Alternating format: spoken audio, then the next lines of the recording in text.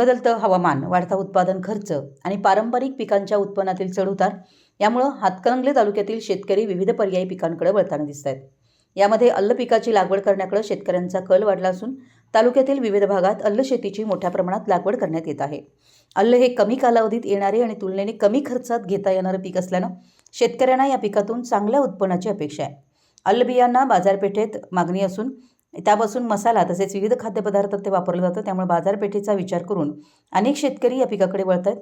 हातकणंगले तालुक्यातील काही भागात अल्ल लागवड यापूर्वीही केली जात होती, मात्र यंदा लागवडीचं क्षेत्र वाढताना दिसतंय. पारंपरिक पिकांसोबत आंतरपीक किंवा पर्यायी पीक म्हणून अल्ल लागवड करण्याचा प्रयोग काही शेतकरी करत आहेत. शेतकऱ्यांच्या मध्ये कमी कालावधीत उत्पादन मिळणं, तुलनेनं कमी खर्च आणि अल्ल्याला मिळणारी मागणी यामुळे या पिकाकडे आकर्षण वाढलं आहे. मात्र उत्पादनाबरोबरच योग्य बाजारभाव मिळणंही तितकंच महत्त्वाचं आहे. त्यामुळे अल्ल उत्पादकांना योग्य बाजारपेठ, हमी भाव आणि कृषी विभागाकडून तांत्रिक मार्गदर्शन मिळावं अशी अपेक्षा शेतकऱ्यांकडून व्यक्त होते.